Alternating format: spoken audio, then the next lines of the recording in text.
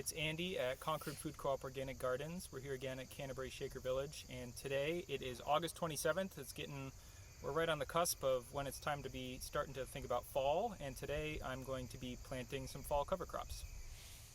Cover crops are an integral part of any organic farming system, and they can be used for a wide number of benefits.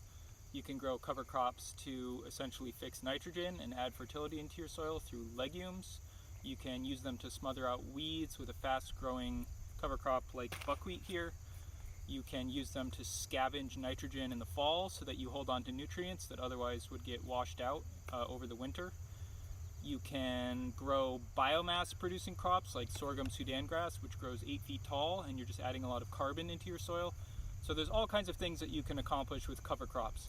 What I'm aiming to do in my system today is I want to grow a cover crop that will produce some carbonaceous biomass, and then it will winter kill, and it will serve as a surface mulch all winter long and into the spring. So the crop that I'm going to be growing today is oats, and you can see here, this is my cover crop seed. Oats are nice because they're pretty cheap. They're also a large seed. They're pretty easy to seed, and they're nice because they winter kill.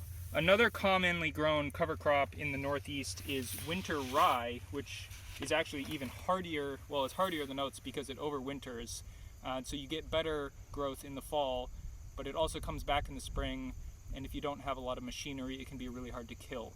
A lot of growers will actually use herbicide to kill winter rye in the spring. And that's definitely not something I'm going to be doing. So I've chosen oats because they winter kill, and that'll make it nice and easy for me to turn over the beds in the springtime.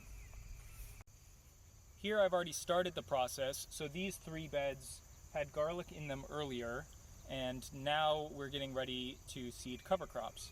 So what I've done is these were all covered with mulch, and I have raked the mulch into the pathways, and then that is actually going to be the mulch in the pathways for next year already. So I don't need to go ahead and remulch them, and that'll keep weeds down and keep the moisture in the soil.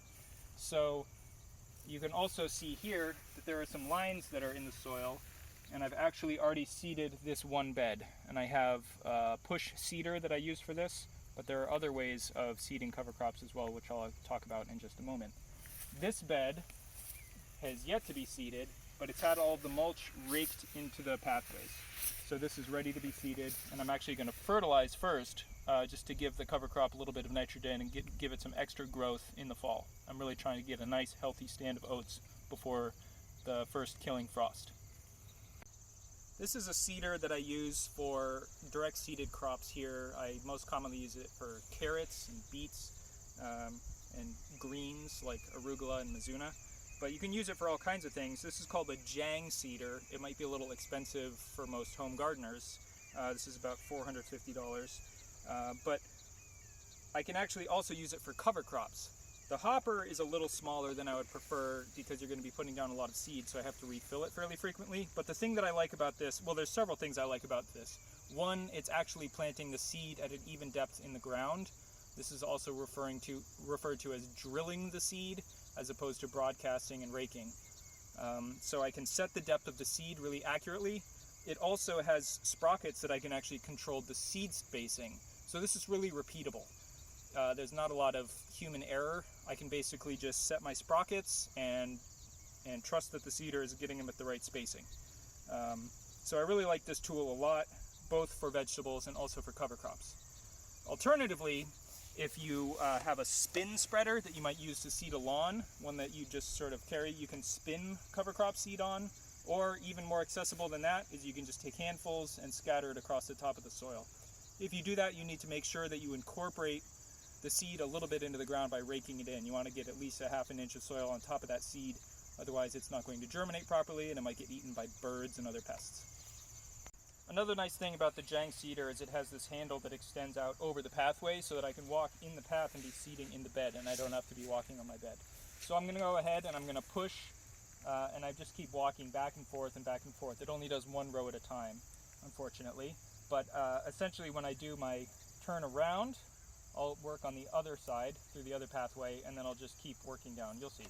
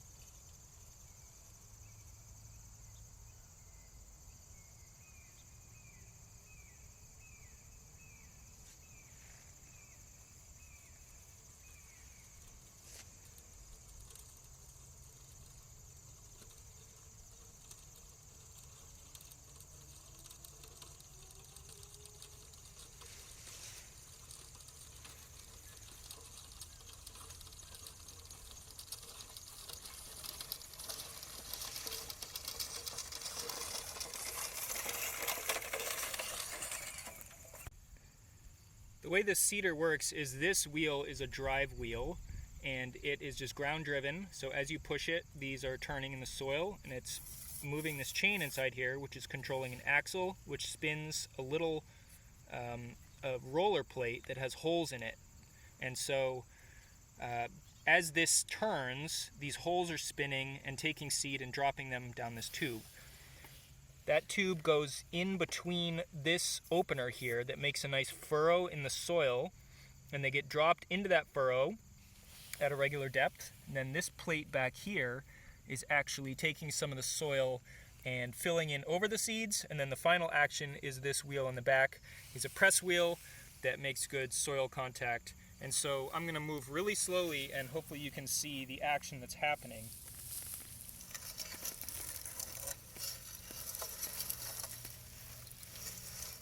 The seeds are getting dispersed at a nice even rate, which is controlled by the sprockets and the chain and the drive wheel, and they get covered up and pressed.